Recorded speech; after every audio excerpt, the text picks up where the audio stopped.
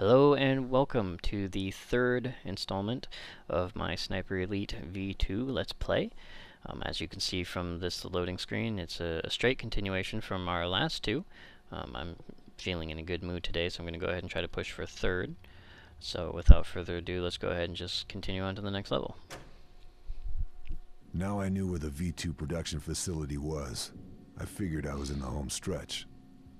All I had to do was get in, neutralize the 3 remaining targets, blow the whole place sky high, and head for home. Simple. But we know better. Alright, once again, I am going to choose the Mosin Nagant, in the normal game, the highest powered weapon. MP40, Welrod, and I'm going to switch this up a little bit. I am actually switching up from, since they give me more points and additional weapons, I am going to include the Steel Hand Granata, not entirely sure how to pronounce that, as well as trip mines. I always take trip mines just in case. They are very versatile weapons, even though they're stationary. I'm also taking the 2 Steel Hand Grenades, if only because I may need them. You never know. Sometimes you get bored and you think to yourself, I'll just go ahead and chuck a grenade. Okay, as you'll see in a few seconds, there's a Nazi above my head. This is the first level where they offer you sound cover for your weapon.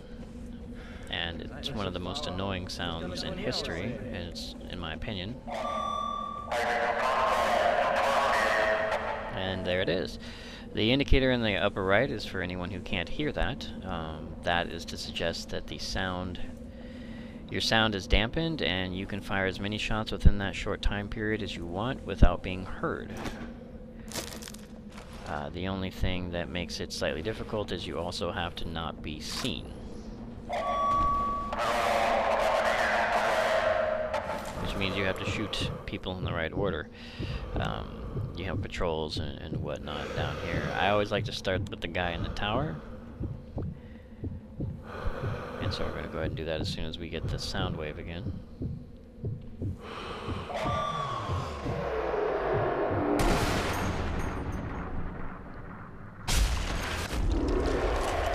That was a little less spectacular than I would have hoped.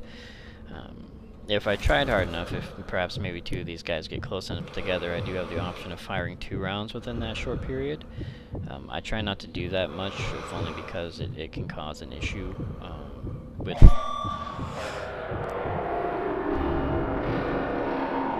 Oops.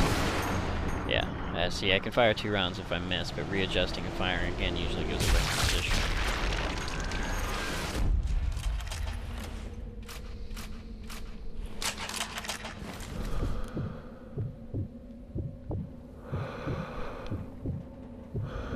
As you can see, there's no windage above my scope. I assume it's because I'm in a canyon, and apparently in video game world, wind does not blow in canyons.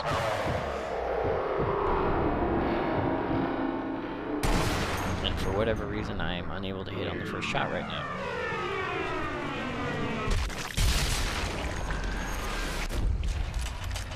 I always had extremely difficult time hitting moving targets, even if they're moving slowly. Running targets are the worst. I also find that from time to time,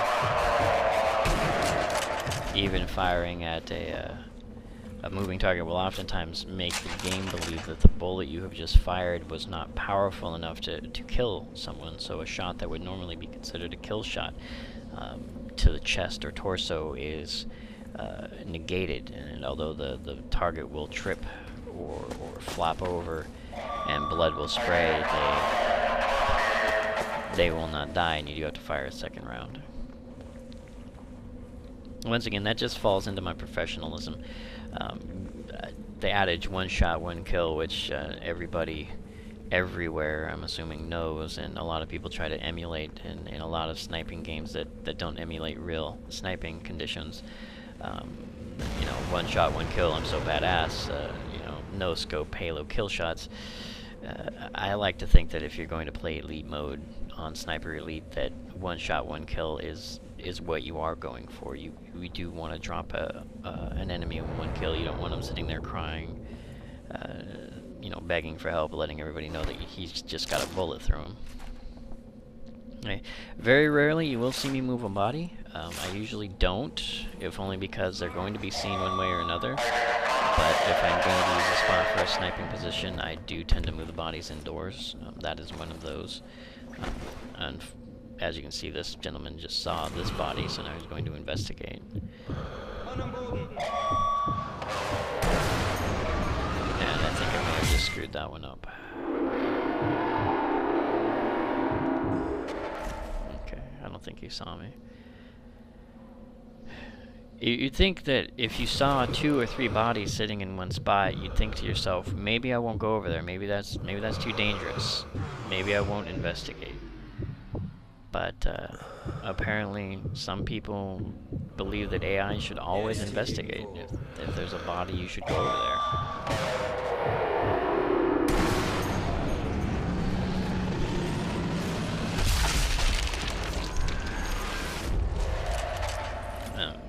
I don't think that's something that you can program out of a game, though. You can say, oh, sometimes he'll investigate and sometimes he won't. If you take a game, a stealth game, where making noise or shooting somebody is part of the core gameplay, you know, hey, let me throw a rock over there, and the AI's like, no, this time I don't believe I'll go investigate that. This time I think that that was just a random sound and I'm being lazy and I don't want to go over there. And once more you take that realism and you throw it out the window to make sure that the game is playable and is entertaining. I am a pack rat. When I play other games, when I play MMOs, I will collect everything. I don't care what it is, I have to have it. As you will see, I will search every body that I drop. Even if all of my ammo is full, and I don't need any other items or weapons, I will still scavenge everything off of everybody just in case. It's a bad habit. It's probably OCD. I don't know. Maybe I'm hoping for a magical golden gun or something, so I can be James Bond of Sniper Elite. To emphasize my point, I'm now running up to a tower to grab ammo I don't need. Well, apparently I do need. And to search the first gentleman that I was able to shoot from a distance.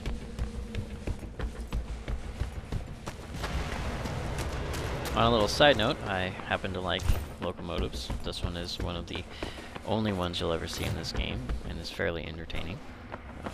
I'd spend more time looking at it, but it's non-interactive and you can't shoot it, so I don't want to waste anybody's time. For anybody who's annoyed by the blocking sound, the overhead speakers, whichever you want to call them, we will be going inside in just a moment, and that will end, thankfully. The reason I took the roundabout to get here is, for whatever reason, the cross trigger to trigger the enemy that mans that machine gun is located somewhere in front of the train. By going around it, I'm able to get through without having to deal with that guy. It is a pain in the ass. There's really no way to get around him without shooting him noisily. So I just like to skip it by going around the outside. Now this is where I start to get lazy. I can be silent in here, but I find that there's really no reason to do so. These guys are always on patrol. They're always going the same direction.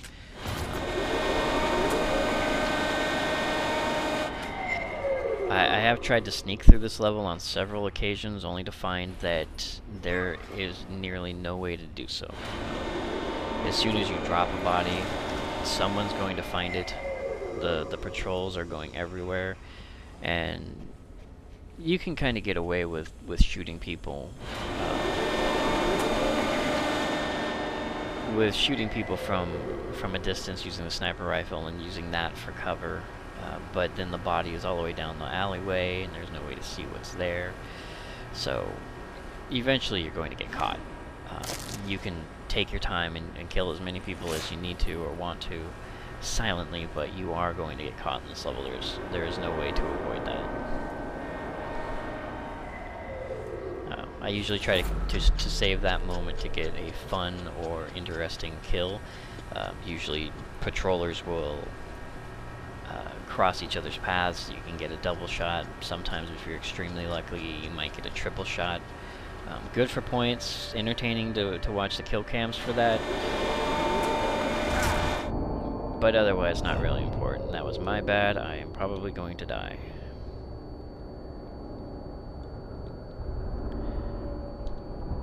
So I have now been caught. I'm now having to use my machine gun, so... Maybe he didn't go get a buddy. Maybe I can just shoot him. Let's see.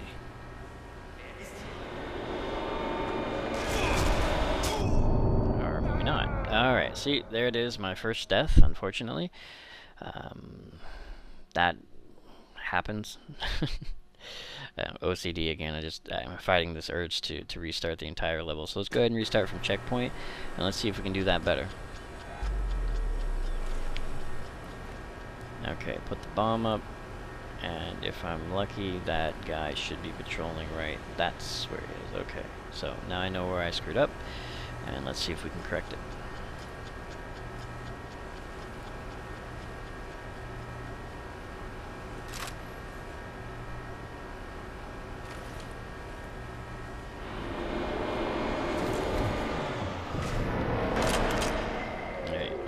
So, that body's going to be a problem later on. But let's go ahead and see if we can nip that one in the bud for a moment.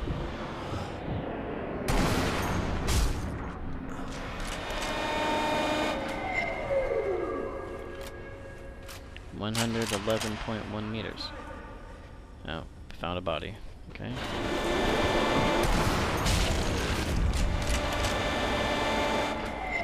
At this point, as you may remember, I had mentioned previously that you can't wound enemies. They don't wound well.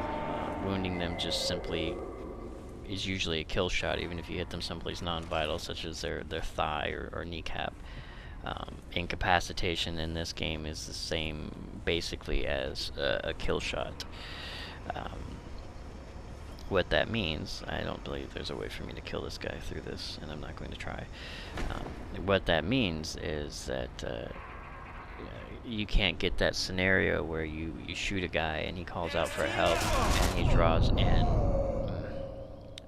This is a level that's going to require slightly a bit more concentration, I think. Anyway, you don't get that scenario, but as I stated in this video, enemy will run to a downed body every time.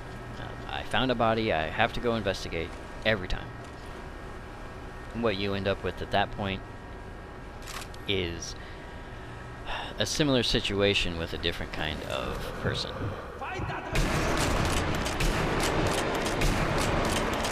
Oh, that was violently disgusting. My apologies for that. I probably alerted everybody in the office, or not. Okay. No, I did, okay. I'm waiting for my noisemaker. Oh, this will be entertaining for everyone.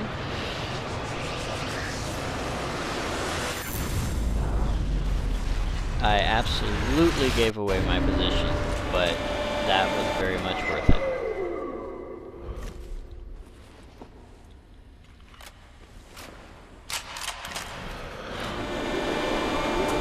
Or maybe not. Okay, well, there's another AI glitch, I guess. A rifle shot in the middle of a war, that's unheard of, but a random grenade blast, so that's just practice, I guess. I guess my problem here is that I want to use my rifle. I have these long corridors, there's no windage, I want to use my rifle, I want to kill Nazis at a long range without having to worry about windage or that much bullet drop or anything like that. And I'm working in hallways. At this point, complaining about having my sidearm is pointless. And of course you get seen by a Nazi. Okay, they know where I'm here, so let's just go ahead and...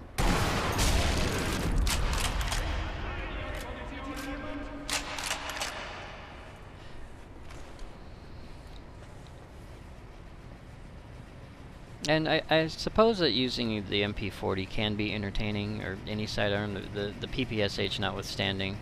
Unfortunately, when it comes to video games, they cut down damage and accuracy for speed.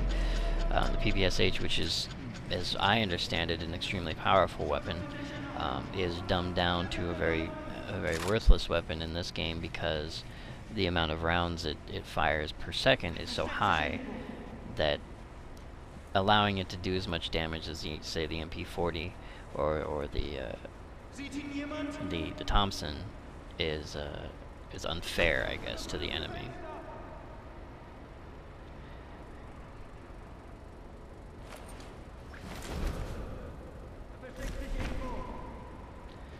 Okay, I don't think I can hit this guy from here, but I'm gonna try. Okay.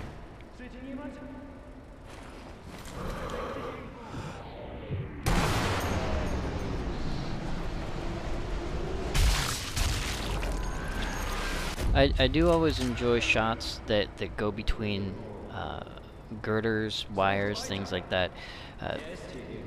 I don't remember which game it was. I know it was on the PlayStation 2. It was a game that allowed you to throw grenades into a vehicle, and they actually went inside the vehicle instead of bouncing off whatever bump map was used to demonstrate the interior of the car. That was extremely entertaining to me because of the realism factor, and being able to do the same thing now. It's a common practice in games now. You have actual models instead of square boxes with see-through decals, but it's always entertaining to me to be able to shoot through things that you think to yourself, well, I don't know if they'd let me shoot through that. I don't know if they took the time to program that, if that material's thin enough. And so you don't want to take that shot. You know, you want to stay clean. You say, well, if I take the shot and it hits the object, maybe it doesn't go through. Maybe it bounces off. Or maybe it ricochets like it's made out of steel. And so you fail to fire through that. But firing through girders, that's a common thing, and it's something I enjoy when I can't fire through grates or through cloth. As you saw with the trucks, they have the cloth covering, and that I believe acts like a steel barrier. You can see someone behind it, and you think to yourself, "Oh, well, you know, great cover. That's not going to do you any good. I'm just going to go ahead and shoot through that cloth there, and you're going to die." And it turns out that you go ahead and shoot the cloth, and then it ricochets as if you just fired at a solid carbon steel plate. And so there are some things that are still considered boxes with textures on them, but they're getting better at allowing you to shoot through even the most minute holes in an object. I'm pretty sure you could fire through those trellises on the wheel wells there and still hit your target. The only thing is maybe the hitbox is a little bit bigger than the actual model, but it's come a long way from old school games where you can stare at a guy through a window, empty a clip into what essentially seems to be his face, and hit nothing but empty hitbox because it's a see-through texture with no actual breakage. And in those cases, I find the complicated shots, the ones that pass through, like say through the staircase, or up and over and then under and around 3 or 4 different rails, to be extremely entertaining. It tricks shots really, but in a straight line, I guess.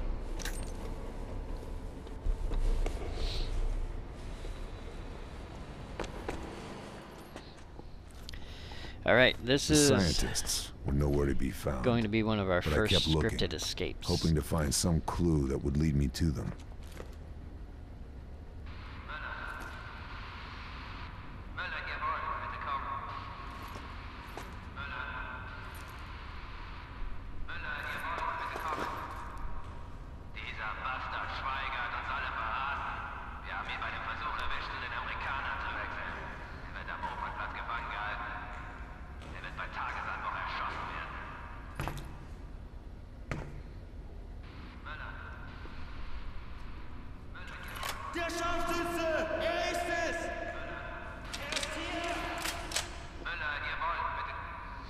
You may have noticed there is no music in this game. I don't know how many people have played the full version, but there's usually music when they know you're there. You know, that heightened music that says, "Hey, we found you. We're gonna come kill you." Kill one and other spawns apparently. I turned that off because to add additional realism to the game, when I fire off a round, I know that they're going to know I'm there, but at the same time, I kind of want to trick myself into thinking maybe this time they don't. Maybe this time I pulled it off and that shot was completely silent. Or maybe it was covered, or maybe they're just being stupid and derping. But,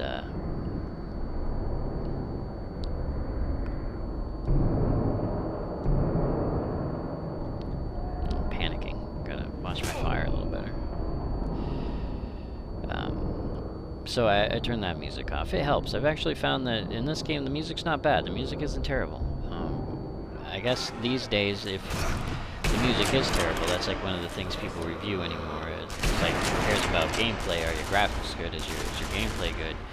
Or is your music good? And so you end up with one or two composers who compose all the video game music. So I turned it off not because it's bad. I did find it extremely distracting. It was very loud in comparison to everything else. Whether or not, I mean, I guess I could have turned it down, but like I said, I wanted that realism, that high pitch. I don't even remember what it sounds like at this point. I played it so many times without the music, but it took so much away from the realism. You know, the instant they know you're here, it's like, oh, we know you're there, we're coming to get you, here's your warning sign. And it's like just this big siren in the form of an orchestral score that said, and it also told you when you were done. You know, you fire your round, you drop the last enemy, and what do you got? Dead silence. And you think to yourself, oh, well, ouch. There's the alert that I'm done, that I finished what I was doing.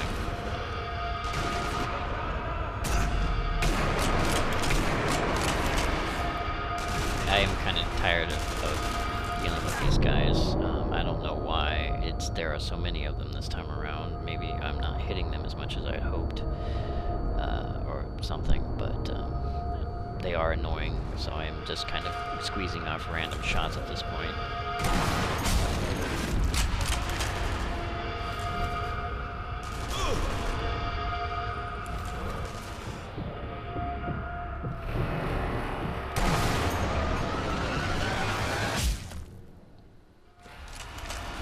From a certain angle, that gentleman looked like Leonard Nimoy.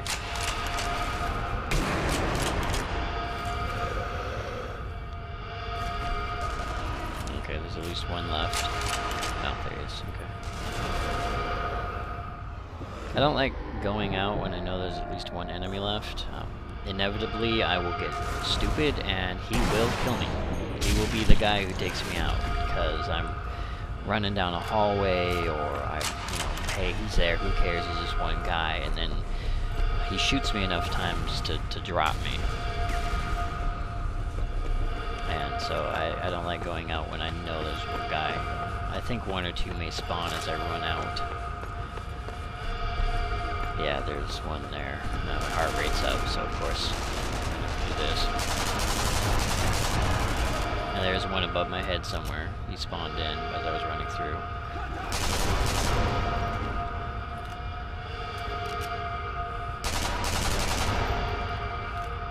I'm not highly accurate for missing every round. Okay, this guy's probably gonna kill me. No, I'm gonna ring around the rosy at this point.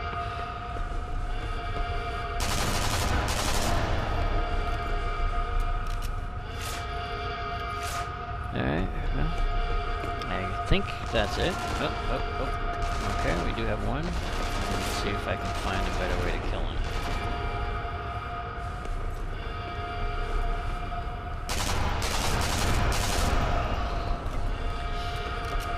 I've had arguments in the past with people back when I played Call of Duty on the Xbox, people would say things like the 9mm has no power.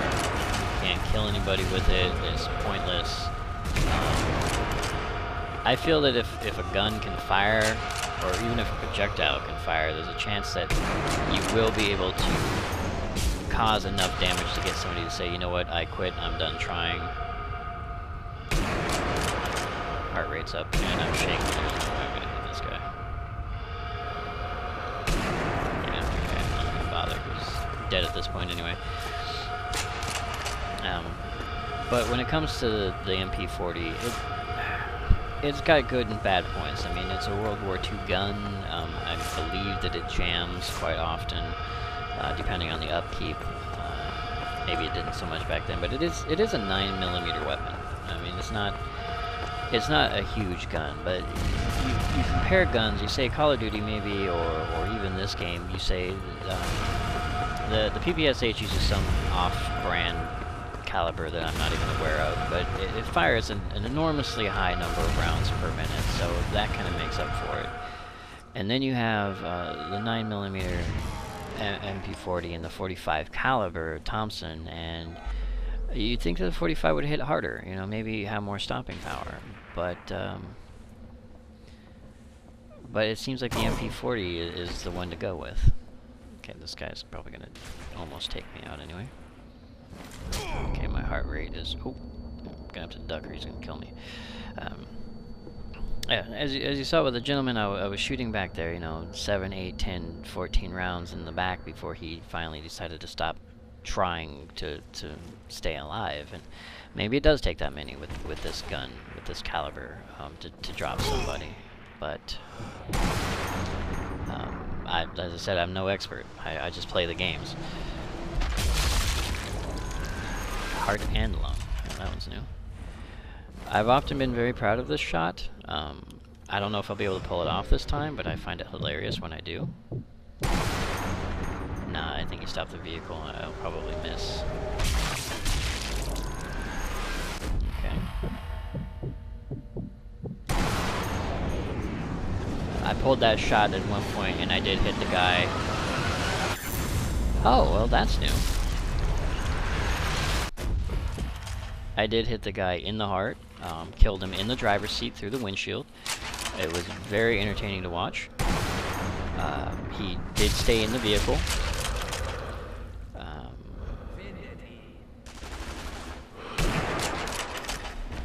When I got up there, he was still sitting in the vehicle. There were 2 or 3 bullet holes in the window. I had tried to shoot his commander, the gentleman who just exploded. Unfortunately, I missed him completely, but it did go through the back window and kill the 2 guys in the back. That was actually extremely entertaining, along with the whole girders I was discussing previously. The fact that you can shoot through the window of the vehicle, kill the driver, and possibly the 2 passengers in the back is one of those things that I do enjoy. As you can see, though, there is no bullet hole, unfortunately, this time. The only thing that would possibly make that shot any more entertaining and this whole level worth playing over and over and over again would be if you were trying to detonate his grenade inside the vehicle. I'm not sure what that would cause. I don't think the vehicle would explode, but it would be entertaining to see, just to see the effects.